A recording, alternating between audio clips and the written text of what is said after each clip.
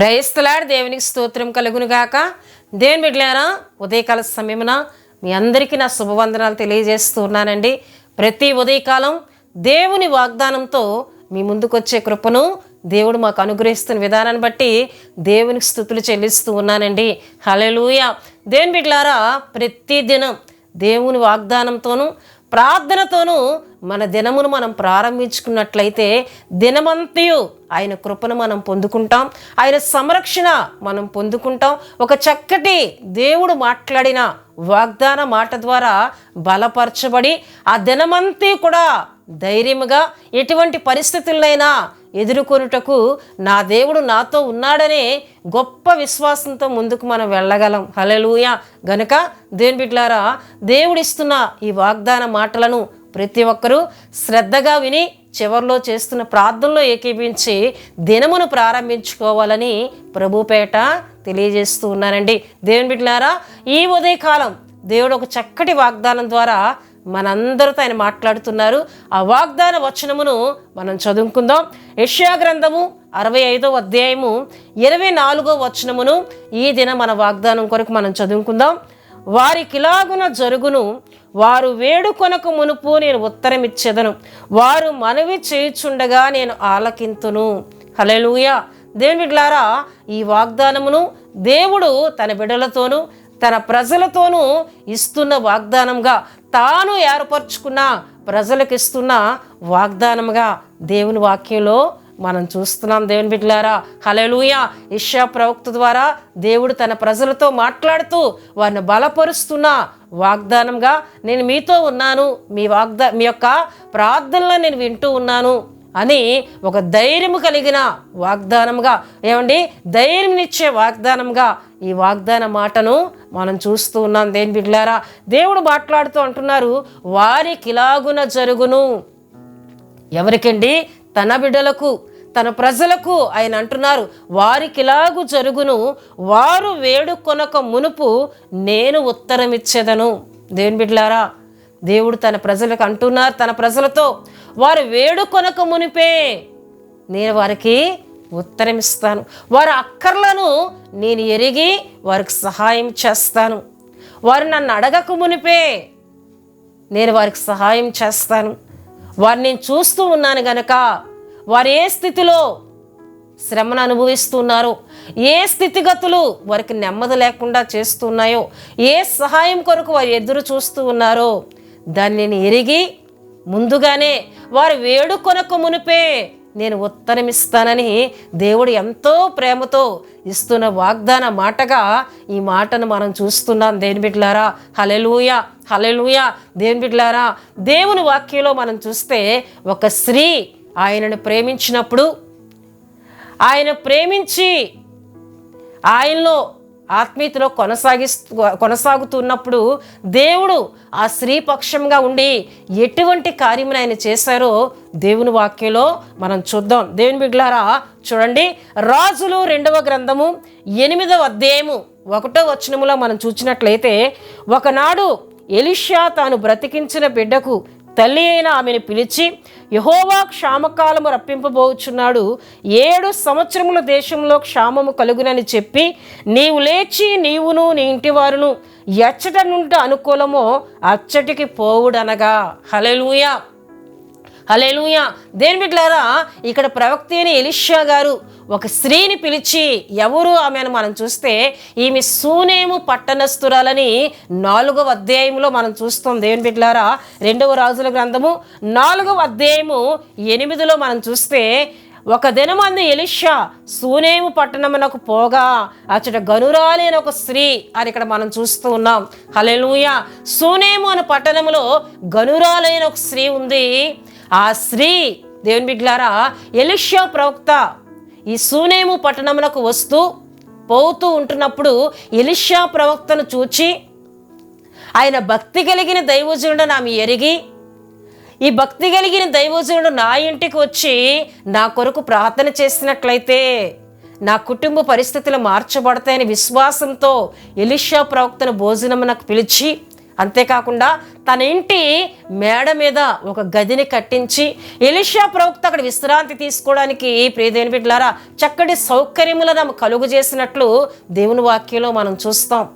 ఆమె దేవుని ప్రేమిస్తూ ఉంది. ఎలీషా ప్రవక్త భక్తి కలిగిన దైవజనుడని ఆమె ఎరిగి ఎలీషా ప్రవక్తకి ఎప్పుడైతే ఆ గృహములో వచ్చి ఆయన విశ్రాంతి తీసుకోవడానికి ఆ ఇంటి కొరకు ప్రార్థన చేయడానికి ఆమె అవకాశం కల్పించిందో దేవుని బిడ్డలారా, ఆమె సంతానము లేకుండా ఉన్న స్థితిని దేవుడు చూచి ఎలీషా ప్రవక్త ద్వారా దేవుడు మాట్లాడి ఒక కుమారుని ఇచ్చినట్లు దేవుని వాక్యంలో మనం చూస్తాం. అయితే ఆ కుమారుడు కొన్ని దినాలు అయిపోయిన తర్వాత ఆ కుమారుడు చనిపోయినప్పుడు మరలా ఎలీషా ప్రవక్త యొద్దకు వచ్చి ఆమె అడిగినప్పుడు ఎలీషా ప్రవక్త వచ్చి ప్రార్థన చేయగా ఆ కుమారుడు బ్రతికింపబడినట్లు దేవుని బిడ్డలారా దేవుని వాక్యంలో మనం చూస్తాం. అయితే ఇలా సంవత్సరాలు గడుస్తున్నప్పుడు దేవుని బిడ్డలారా దేవుడు మరలా ఎలీషా ప్రవక్తతో మాట్లాడుతూ ఉన్నారు. 7 సంవత్సరముల దేశంలో కరువు రాబోతుందని దేవుడు ఎలీషా ప్రవక్తకి తెలియజేసినప్పుడు దేవుని బిడ్డలారా ఏ స్త్రీ అయితే తను చేర్చుకొని తనకు అన్ని విధాల సహాయం చేసిందో ఆ స్త్రీ విషయమే ఎలీషా ప్రవక్త ఆలోచన కలిగి ఆమెను పిలిచి, అమ్మా 7 సంవత్సరముల దేశంలో కరువు రాబోతుంది గనక నీవు ఎచ్చట ఉండట నీకు మేలని నువ్వు అనుకుంటావో అక్కడికి నీవు నీ ఇంటి వారు వెళ్ళి 7 సంవత్సరములు మీరు అక్కడ ఉండండి అని చెప్పినప్పుడు ఆమె ఎలీషా ప్రవక్త మాట విని ఇది దేవుని మాట అని విని ప్రియదేవుని బిడ్డలారా ఆమె అట్టి రీతిగా 7 సంవత్సరములు ఆమె వేరే స్థలమునకు వెళ్ళిపోయినట్లు ఇక్కడ దేవుని వాక్యంలో 8వ అధ్యాయము 1వ వచనమును మనం చదువుకున్నాం. దేవుని బిడ్డలారా ఆమె ఫిలిస్తీన్ల దేశమునకు వెళ్ళిపోయినట్లు అక్కడ వాక్యంలో మనం చూస్తూ ఉంటాం. అయితే దేవుని బిడ్డలారా 7 సంవత్సరములు అయిపోయిన తర్వాత మరలా ఆమె దేశమునకు తిరిగి రాగా ఆమె యొక్క భూమిను వేరొకరు ఆక్రమించుకున్నట్లు ఆమె ఎరిగి ఈ విషయమే రాజు దగ్గర మనవి చేసుకోవడానికి తన బిడ్డను పట్టుకొని వచ్చినప్పుడు దేవుని బిడ్డలారా అదే సమయంలో రాజు ఎలీషా శిష్యుడిని పిలిచి ఎలీషా ప్రవక్త ద్వారా జరిగిన అద్భుత కార్యములకు తెలియజేయమని అడుగుతున్న సందర్భము అక్కడ రాజు దగ్గర జరుగుతూ ఉంది. దేవుని బిడ్డలారా అక్కడ చెప్తున్నారు ఎలీషా ప్రవక్త శిష్యుడు దేవుని బిడ్డలారా గెహాజీ చెప్తూ ఉన్నాడు. ఏమని చెప్తున్నాడంటే ఒక స్త్రీకి దేవుడు ఎలీషా ప్రవక్త ద్వారా తెలియజేసి కుమారుని ఇచ్చారు. ఆ కుమారుడు చనిపోయిన తర్వాత మరలా ప్రార్థన చేయగా ఆ కుమారుడు బ్రతికింపబడ్డాడు అని ఇంకా ఆ శిష్యుడు చెప్తూ ఉంటుండగానే ఈ స్త్రీ రాజు యొద్దకు కుమారుని పట్టుకొని రావడం ఇదంతా దేవుడు తన ఆత్మ ద్వారా చేస్తున్న కార్యముగా దేవుని వాక్యంలో మనం చూస్తున్నాం. దేవుని బిడ్డలారా ఆమె వేడుకొనక మునిపే దేవుడు ఆమెకి ఉత్తరమిస్తూ ఉన్నారు. ఆమె దేవుని ప్రేమిస్తూ ఉంది. దేవుని యొక్క సేవకుల మాట దేవుని మాటగా వింటూ ఉంది. విధేయత కలిగి జీవిస్తుంది దేవుని బిడ్డలారా. గనుక ఆమె పక్షంగా దేవుడు తన ఆత్మకార్యం అక్కడ జరిగిస్తూ ఉన్నట్లు దేవుని వాక్యంలో మనం చూస్తున్నాం. ఎలీషా ప్రవక్తకి శిష్యుడు అంటున్నాడు, అయ్యా నేను చెప్తున్న స్త్రీ ఎవరో కాదు ఈమెయే ఈ కుమారుడు అని తెలియజేసినప్పుడు రాజు చాలా సంతోషించాడు దేవుని బిడ్డలారా. అయితే ఆమె చెప్తూ ఉంది ఏమిటమ్మా అని అడిగినప్పుడు అయ్యా నా భూమి విషయంలో ఈ విధంగా జరిగింది. 7 సంవత్సరం నేను వెళ్ళి వచ్చినప్పటికీ నా భూమి వేరొకరి చేతిలోకి వెళ్ళిపోయింది అనినప్పుడు వెంటనే దేవుడు ఒక అధిపతిని ఏర్పరిచి ఆమెతో పంపించి 7 సంవత్సరములు ఆ భూమి పంటను మరలా ఆమెకి ఇప్పించి ఆమె భూమిని మరలా ఆమెకి ఇచ్చినట్లు దేవుని వాక్యంలో మనం చూస్తాం. విషయాలు ప్రియదేవుని బిడ్డలారా 6వ వచనం వరకు చదివినట్లయితే మనకు కనిపిస్తూ ఉంటాయి. హల్లెలూయా హల్లెలూయా. ఎందుకు నేను ఈ విషయాన్ని మీకు తెలియజేస్తున్నానంటే దేవుణ్ణి ఎవరైతే ప్రేమిస్తారో ఎవరైతే ఆయన మాటకు విధేయత కలిగి ఉంటారో వారితో ఆయన ఉండి వారి వేడుకొనకు మునిపే వారి అక్కర్లను దేవుడు ఎరిగి ఏమంటే కరువు కాలంలో దేవుడు ఆమెను అక్కడి నుంచి వేరే స్థలానికి నడిపించారు. మరలా ఆమె వచ్చినప్పుడు ఆమె విషయంలో దేవుడే పూనుకొని అక్కడ ఏమంటే రాజు అడగడము అక్కడ శిష్యుడు చెప్పడము ఆమె వెళ్ళడము ఈ కార్యాలన్నీ దేవుడే తన ఆత్మ ద్వారా జరిగించి ఆమె యొక్క ఆస్తిని మరలా ఆమె స్వాస్యమును ఆమెకి ఇప్పించినట్లు దేవుని వాక్యంలో మనం చూస్తున్నాం. అందుకే దేవుని బిడ్డలారా వారు వేడుకొనక మునిపే నేను ఉత్తరమిస్తానని ఇక్కడ దేవుడు వాగ్దానం చేస్తున్నారు. నిజమే దేవుని బిడ్డలారా, మన సమస్యలను మనం దేవుని దగ్గర పెట్టక మునిపే ఆయనే ఎరిగి మనకు ఉత్తరం ఇవ్వాలి. మనకు సహాయము చేయాలంటే మనం ఆయన ప్రేమించే వారంగా ఉండాలి. ఆయన సేవకుల ద్వారా చెప్పబడుతున్న మాటలకు విధేయత చూపిన వారంగా మనం ఉండినట్లయితే, అది దేవుని మాటని మనం అంగీకరించే ఆత్మీయతను కలిగిన వారమై మనం ఉంటే, మన పక్షముగా కూడా ఇటువంటి కార్యములనైనా చేస్తారు. వారు మనవి చేయుచుండగా నేను ఆలకింతును. దేవుని బిడ్డలారా, కొత్త నిబంధన గ్రంథంలో మనం చూస్తే ఒక శతాధిపతి తన దాసుడి విషయమే యేసుక్రీస్తు ప్రభువారి యొద్దకు వచ్చి ఈ విధంగా మనవి చేస్తూ ఉన్నాడు, ఈ విధంగా అడుగుతూ ఉన్నాడు, వేడుకుంటున్నాడు. ఏమిటంటే, అయ్యా నా దాసుడు పక్షవాతంతో మిగులు బాధపడుతూ ఉన్నాడు అని చెప్తే యేసుక్రీస్తు ప్రభువారు అంటున్నారు, నేను వచ్చి ఆయనను స్వస్థపరుస్తాను.